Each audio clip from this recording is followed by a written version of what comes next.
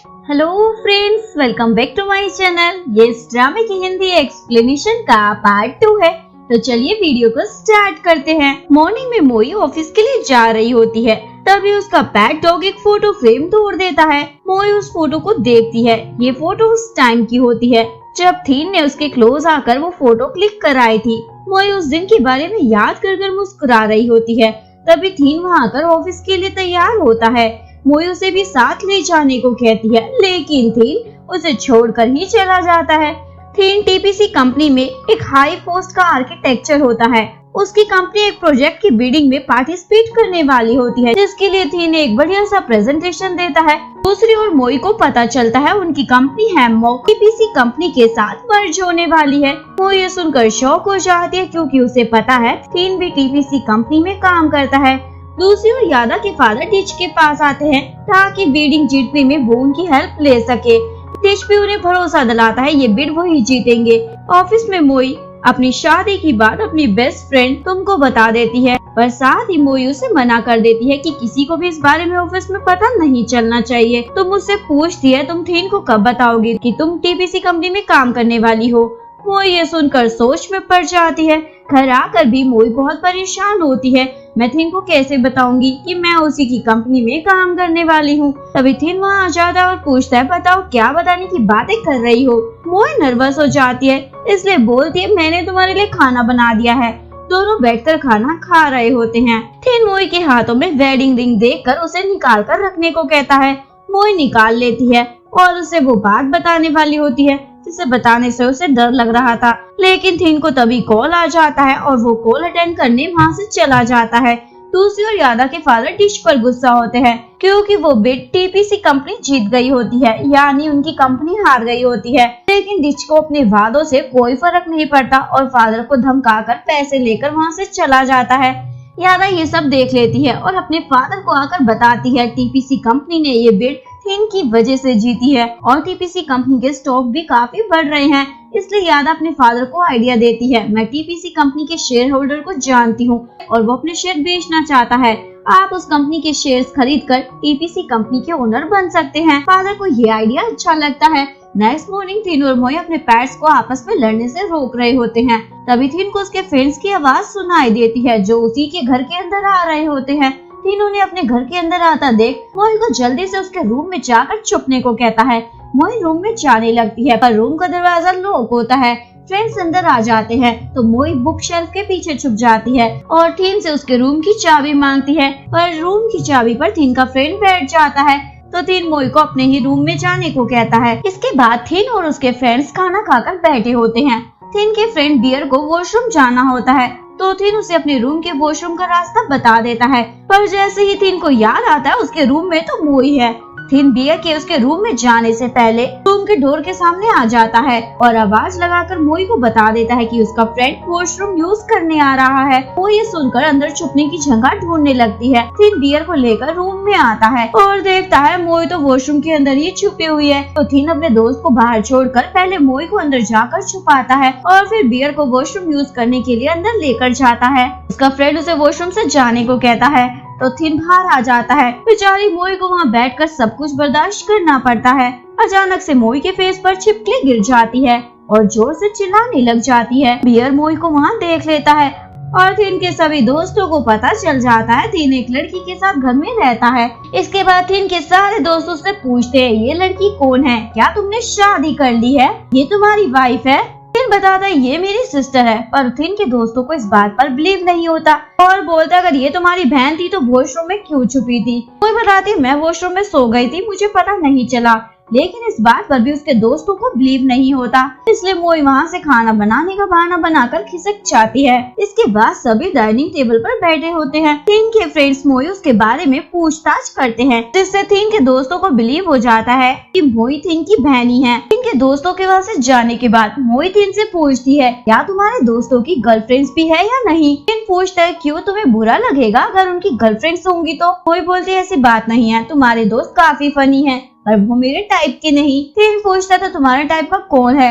मोई बताती है, मुझे स्मार्ट लड़के पसंद है। थीन पूछता है क्यों। मोई बताती है क्योंकि मैं अपने आप को स्टूपिड समझती हूँ। थीन उसे बोलता है, ये तुमने सही कहा, और ये कहकर वहाँ से चला जाता है। मोई को उस पर गुस्सा आता है। नेक्स्ट डे होमू कंपनी के एम्प्लॉयज टीपीसी कंपनी में शिफ्ट हो जाते हैं, यानी मोई वाली कंपनी। और वो लोग जिसके अंडर काम करने वाले हैं वो और कोई नहीं थिन होता है। मोई थिन को देखकर एक एम्प्लॉय के पीछे छुप जाती है, लेकिन थिन उसे देख ही लेता है और सभी को मीटिंग के लिए बुलाकर गुस्से से वहाँ से चला जाता है। थिन अपने केबिन में जा ही रहा होता है। ऑफिस के अंदर जाते हुए यादा उसे पीछे से बुलाती है। थिन उसका हाथ पकड़कर साइड में से बात करने के लिए लेकर आता है और बोलता है, मेरा पीछा छोड़ क्यों नहीं देती? यादा बोलती है, मैं इतनी जल्दी हार नहीं मानने वाली, तुम्हें अपना बना कर रहूंगी। यादा यहाँ अपने फादर के साथ कंपनी की शेयर्स खरीदने आई होती है और उसके फादर शेयर्स खरीद लेते हैं। मोई वाली कंपनी के कलीग्स टीपीसी और थिन के बारे में काफी बुराई कर रहे होते हैं, जिसे थिन सुन लेता है। इसलिए उन सबको लंबा चौड़ा भाषण देकर काम पर फोकस करने को कहता है। इनके फ्रेंड्स को ऑफिस में यादा दिखती है तो उससे बात करने आ जाते हैं,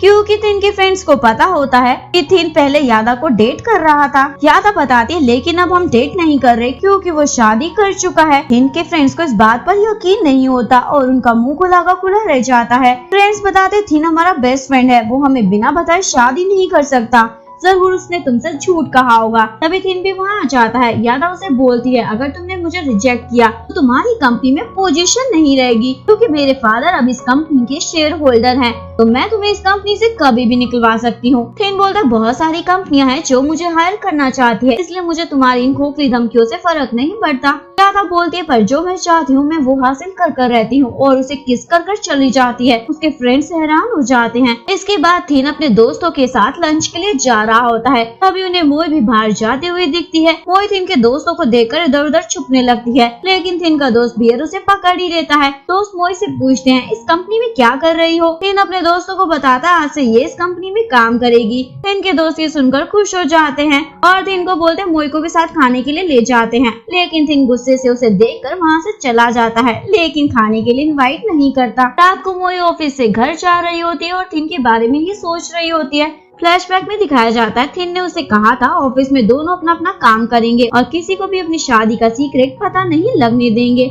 प्रेजेंट में मोई को बहुत ज्यादा भूख लग रही होती है। अभी उसका सीनियर कॉब आता है, दोनों डिनर करते हैं। तो मोई को बहुत ज्यादा पसंद भी करता है। नेक्स्ट डे थिन एक क्लाइंट से मीटिंग के लिए उसके ऑफिस में आया होता है और डॉक्यूमेंट लाना भूल गया होता है, इसलिए मोई को कॉल कर 30 मिनट में पहुंचने को कहता है। मोई ऑफिस में उस डॉक्यूमेंट को ढूंढती है जिसमें उसके ऑलरेडी 15 मिनट लग जाते हैं, यानी 15 मिनट को मोई को ऐसे तैसे कर क्लाइंट के ऑफिस तक पहुंचना होता है। लेकिन रास्ते में मोई का एक्सीडेंट हो जाता है, जिस वजह से उसे चोट लग जाती है। इसके बावजूद भी मोई वो डॉक्यूमेंट लेकर क्लाइंट के ऑफिस पहुंच जाती है और रिसेप्शनिस्ट से उसे पता चलता है मीटिंग खत्म हो गई है और थिन भी यहाँ से जा चुका है। मोई वापस अपने ऑफिस आती है, जहाँ थिन पहले से ही उसका बैठकर इंतजार कर रहा था। मोई उसे डॉक्यूमेंट देकर बोलती है, इसे ढूंढने में काफी टाइम लग गया था, इसलिए मैं टाइम पर पहुँच नहीं पाई। लेकिन थिन अपनी गलती मानने की बजाय उस पर ही भड़क जाता है, तुम्हें टाइम की कीमत का नहीं पता, और डॉक्यूमेंट फाड़कर वहाँ से चला जाता है। कॉब को ये देखकर बहुत गुस्सा आता है और एक एम्प्लॉय उसे रोक लेती है। इसके बाद मोई घर पहुंचती है। उसे अपने रूम के डोर पर मेडिसिन का बैग मिलता है जो थिन ने रखा होता है। मोई बहुत ज्यादा खुश हो जाती है और थिन के रूम की तरफ दौड़ी हुई आती है और थैंक यू बोलती है।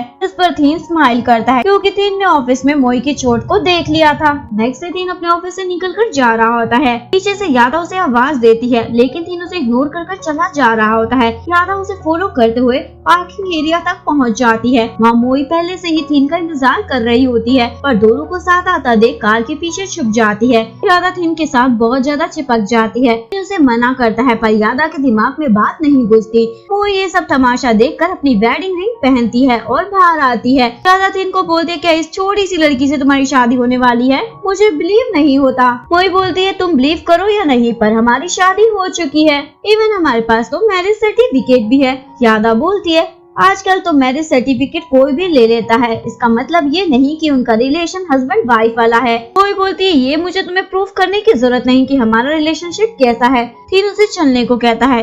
मोई थिन का हाथ पकड़ती है और उसे कार में बिठाती है। थिन कार ड्राइव करता है। मोई यादा को अपनी वेडिंग रिंग दिखाकर चिढ़ाते हुए चली जाती है। मोई थिन को बोलती है, मुझे नहीं लगता वो चुड़ैल तुम्हारा आसानी से पीछा छोड़ने वाली है। थिन बोलता, जब तक मैं उसे इग्नोर करता रहूंगा वो मेरे साथ कुछ नहीं कर सकती। ये सुनकर मोई मन ही मन खुश हो रही होती है। थिन की नजर रिंग पर जाती है और उसे तुरंत उतारने को कहता है, मोई उतार देती है, लेकिन उसके बाद भी मोई बहुत खुश होती है क्योंकि यादा को सबक सिखाने के लिए। इसके बाद दोनों घर पर डिनर कर रहे होते हैं। लेकिन अभी शावर लेकर आया होता है तो उसके बाल गीले होते हैं। मोई उसे एक टक देके ही जा रही होती है और उसके बालों को टॉवल से पोंछने लगती है। फिन भी उसे बड़े प्यार से देखने लग जाता है, लेकिन ये सब मोई की इमेजिनेशन होती है। रियलिटी में थिन मोई को उसके बाल पोंछने से मना करता है। मोई को गुस्सा आता है और टॉवल रखकर वापस खाने के लिए बैठ जाती है। मोई अपने पास के दिनों में खो जाती है। मोई का स्कूल में फर्स्ट डे होता है, पर उसे अपनी होम साइंस की क्लास नहीं मिलती, इसलिए कुछ स्टूडेंट से पूछने आती है, लेकिन वो स्टूडेंट तो उसके साथ ही बदतमीजी करने लग जाते हैं। उसी टाइम थिन उसे बचा लेता है और मोई को होम साइंस की क्लास दिखाकर चला जाता है।